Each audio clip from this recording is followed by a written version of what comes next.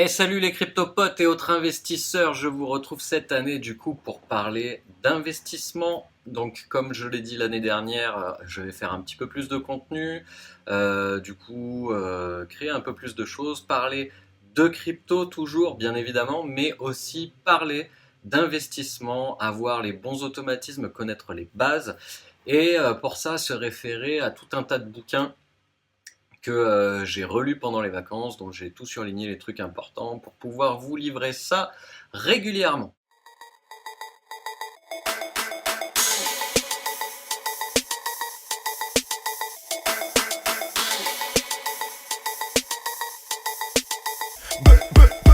Dès que j'arrive dans le truc, je vais dégueuler tous les gens qui sont posés dans le stud. Donc achetez-vous seulement des cryptos. Si je n'achète que des cryptos, alors on investit dans un produit quelconque. Et ça c'est problématique, parce que en tant qu'investisseur, vous devez toujours avoir une idée précise de ce que vous achetez, de pourquoi vous l'achetez, de qu'est-ce que vous allez en faire sur le long terme. Comme je le dis depuis que la chaîne existe, investissement long terme, c'est ce qu'il y a de mieux. Donc, quand on veut investir à long terme, il ne faut pas acheter un produit quelconque. Il faut acheter quelque chose dans lequel on croit et dans lequel on a un intérêt. Si vous n'achetez que des crypto-monnaies, quand je dis que des crypto-monnaies, je veux dire par là une crypto parmi tant d'autres, quoi. Tel youtubeur vous a dit d'acheter ça, vous l'achetez. Bon, non, ça marche pas comme ça. Donc là, vous allez vous soucier seulement du cours.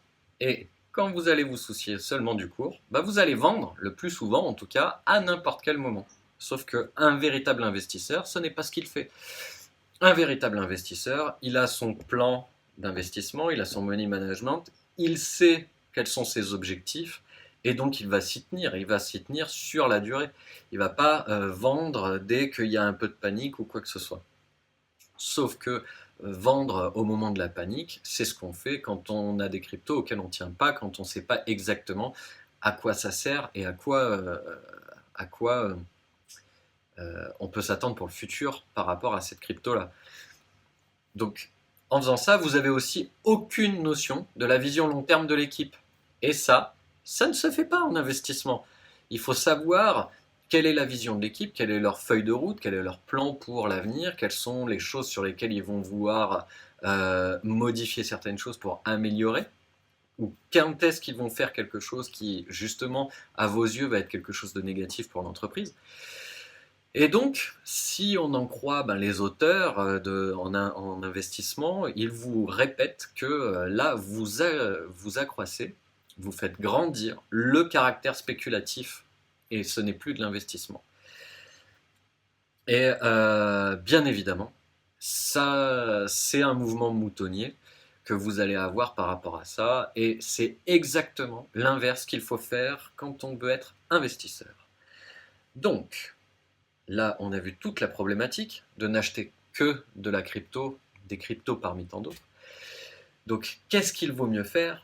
C'est qu'il vaut mieux investir dans des entreprises. Quand vous achetez vos cryptos, rappelez-vous toujours que vous n'achetez pas juste une crypto et vous ne regardez pas simplement des graphiques. Ce que vous faites, c'est que vous achetez des parts d'une entreprise. Et ça, c'est hyper important. Donc, qu'est-ce qu'on croit à long terme en cette entreprise? Est-ce que on verra ça dans une autre vidéo. Est-ce que je comprends exactement ce qui s'y passe? Est-ce que j'ai une idée du business plan de cette entreprise-là? Donc là, on ne va pas se soucier, comme je le disais ici, du cours, mais là, on va se soucier de la valeur de l'entreprise et de la valeur de la crypto par rapport à son nombre, par rapport à je veux dire la quantité de crypto qu'il y aura, et son prix. Donc quelle est la valeur véritablement par rapport à l'entreprise. Et à partir de ce moment-là, la volatilité, vous en aurez rien à faire. Et donc toute cette question-là de « ah, ça baisse, ça monte et tout, qu'est-ce que je fais? Est-ce que j'achète? Est-ce que je vends ?» Non. Les investisseurs vous disent bien qu'à partir du moment où vous avez pris les bonnes décisions, le cours, vous ne vous en foutez, vous faites attention seulement à la valeur.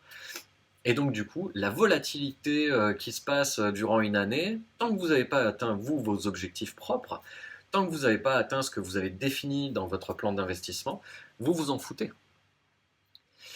Vous vous renseignez sur la vision long terme de l'équipe aussi, ça c'est très important, c'est que avant d'investir, avant d'acheter, vous regardez un petit peu, ce que je disais tout à l'heure, la feuille de route.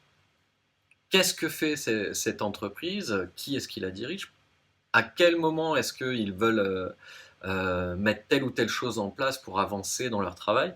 Et ça c'est hyper important.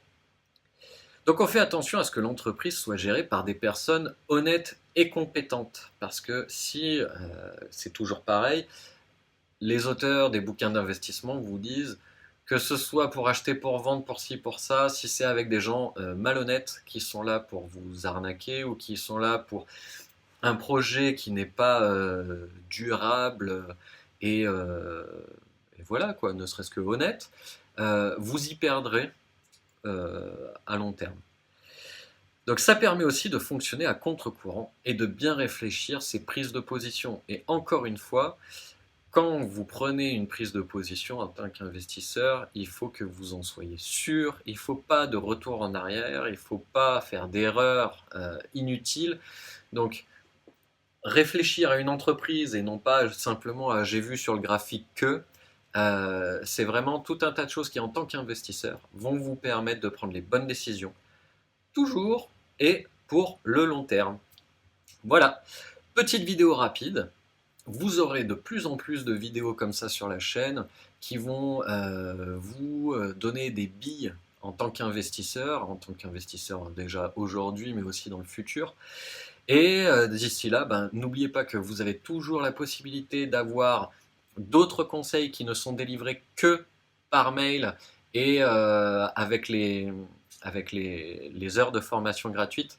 Donc si vous voulez tout ça, les conseils par mail et les 2 heures de formation gratuite, tout ça c'est gratuit. Vous avez juste à cliquer sur le lien qui se trouve sous la vidéo. À très bientôt, ciao.